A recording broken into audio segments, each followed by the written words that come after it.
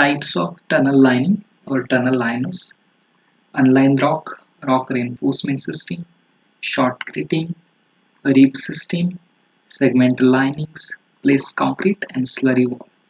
These are the different lining systems which are used in tunnel linings. Okay, so mostly shotcreting and rock reinforced system and slurry walls. These are various methods mostly used in railway tunneling. Next, what is unlined rock? So, as the name suggests, an unlined rock tunnel is one which no lining exists for the majority of the tunnel length. Okay, and wherever the weak zone or weak rock, so that only line by the lining can be carried out at the weak zone. So, lining of other types may exist at the portal or at the limited zone of weak rock. So that is unlined rock where the mostly the tunnel which is having no line. Next, rock reinforcement system. So rock reinforcement system in which the reinforcements are done in the rock. Okay, so it is used to add additional stability to rock in tunnel in which structural defects exist in the rock. Okay, so due to the structural effect, due to the weak rock, okay, so some extra additional reinforcement provided for support or to increase the strength of the rock. Okay, so this system is used to produce a composite resistance to the outside forces. Okay, and mostly it includes the metal straps, then mine ties, short bolts, and steel dowels or steel bolts. So these are the various reinforcement systems which are used to support the rocks. Okay. So also we can use a wire mesh, shotcreting or thin concrete lining may be used in conjunction with the above system. So with the system of like a tension steel bolt or steel dowel or the bolt or a metal strap, we can use the other supporting system like wire mesh or shotcreting or thin concrete lining. Next, shotcreting. So shotcreting is just a mixture of sand and cement or chemical which apply over the rock surface. So shotcrete is appealing as lining type due to its easy of application and short standard time. So a temporary application prior to a final liner being installed or as a local solution to instabilities in a rock tunnel. So can be used as a final lining. So the inside surface can be finished smooth as with regular concrete. So this is the sketch of shotcreting. So you can see the first one number which indicate the dry mix unit, okay, where the mixing of mortar that can be carried out. Next, activator unit, unit 2. Next, the spray gun which spraying the concrete or shotcrete over the rock surface. Next, 4 is a nozzle. Through the nozzle we are spraying the concrete. Next, spray. Next, 6 number indicating the shotcreted strength showing bolts. Okay, so bolt with the shotcreting, and finally unsecure stretch. Okay, so these are the uh, this is what the schematic sketch of shotcreting. So rock bolting is done. After that we can spray or we can use the shotcrete so that which provide the additional strength to the weak rock. Next, reap system. So reap system are typically a two-pass system for the lining a drill and blast rock tunnel. So drilling and blasting type tunneling method in which mostly prefer this reap system. Okay, so these consist the timber or steel or precast concrete ribs usually with blocking between them.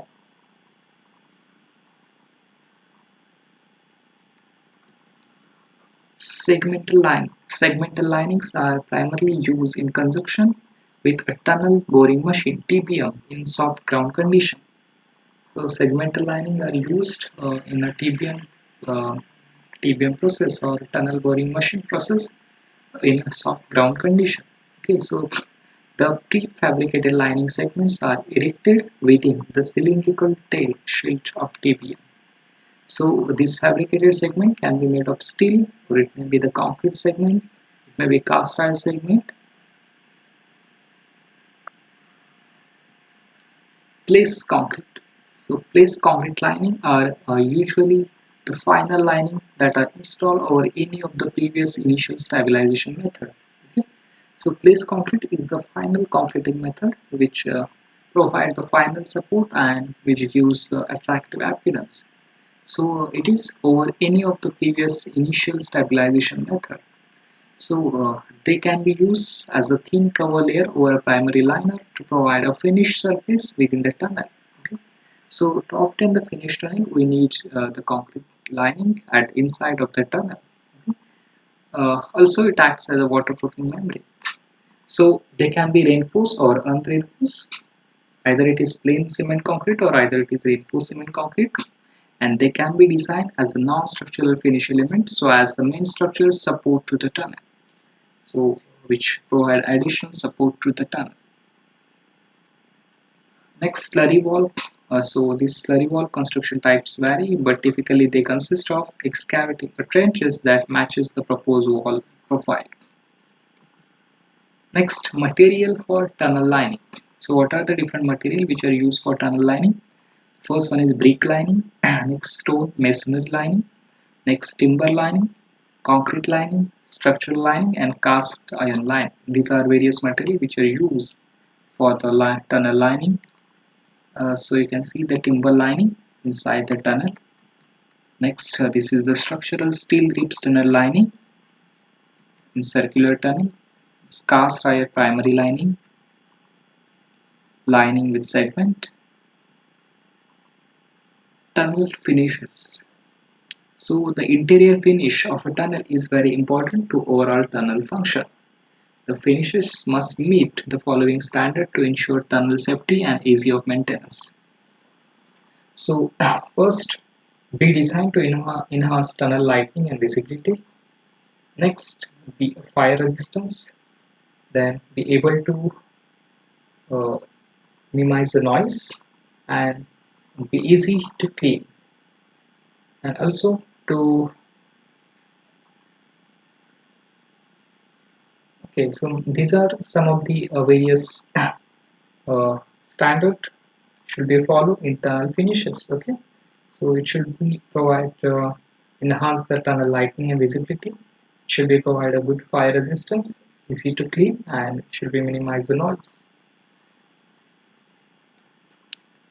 Types of tunnel finishes. Okay, so ceramic type, then porcelain enamel metal panels, then epoxy coated concrete, and other finishes like precast concrete panel, metal tiles, and coated cement board panels. So these are the different types of funnel finishes. Next, what is drainage for tunnel? So how to remove the water? Uh, Either it may be the rainwater or either it may be groundwater. So a drainage system is again one of the important consideration in tunnel construction. So drainage, lighting, and ventilation are the requirements for tunneling. So drainage for tunnel, classification of tunnel drainage, it is a pre-drainage, dewatering, and permanent drainage. So dewatering due to the rainwater or due to the underground water, whatever that water which collected inside the tunnel that we need to remove, that is dewatering. Pre-drainage, before the construction drainage or during the drainage, we can use the pumping and other system, pre-drainage, and permanent drainage, which is continuously drainage system which is used for the uh, removal of water content or removal of water from the inside of the tunnel. So these are some of the systems or classification of tunnel drainage, pre-drainage, dewatering, and permanent drainage. So pre-drainage, that is before the starting the construction work of tunnel.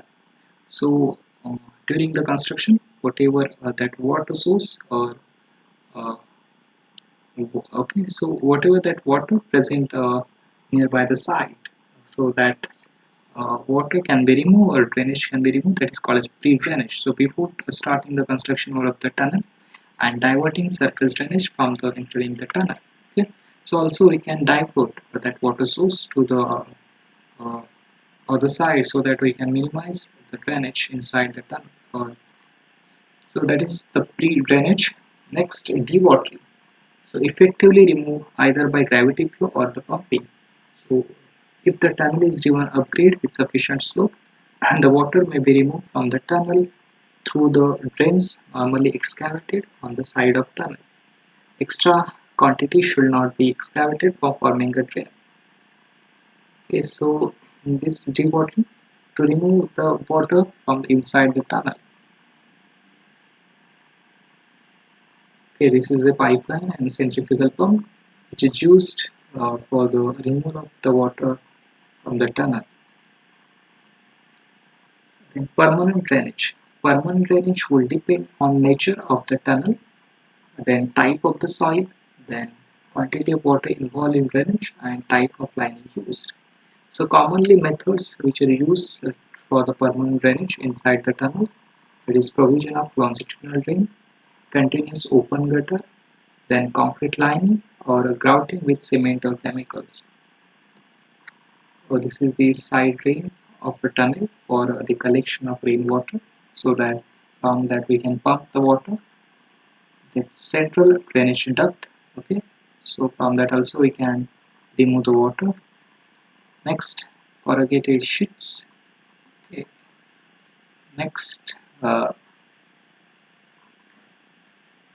lighting for tunnel. Okay, so we first discuss about the tunnel drainage, and now the next one is lighting in tunnel.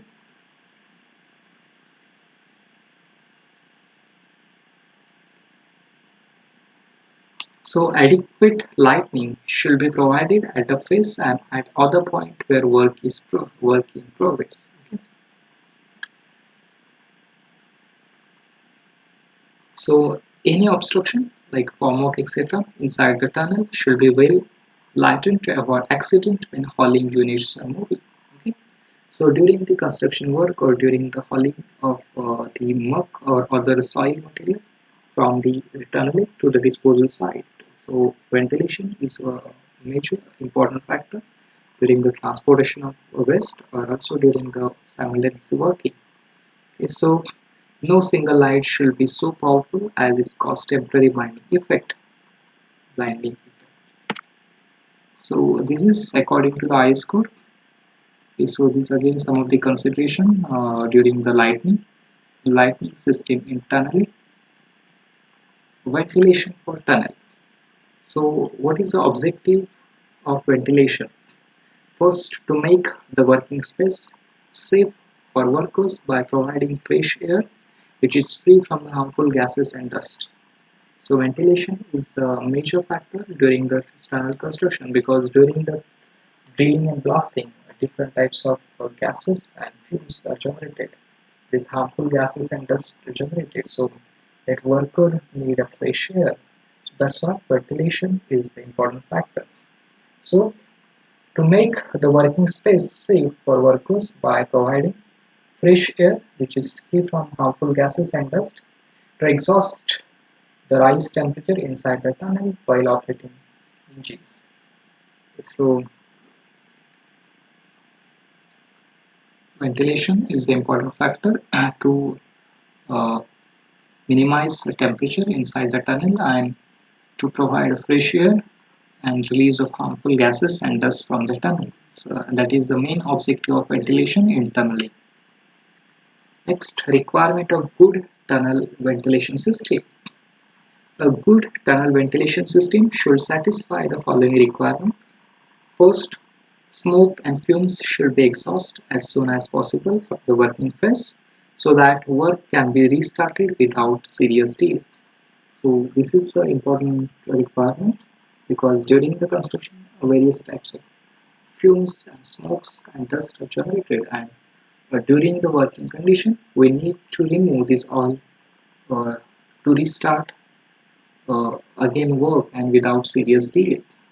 So next, dust should be removed within the permissible safe limits, should provide a safe and comfortable working environment to the workers, and should prevent hazardous fumes at any point along the length of the tunnel.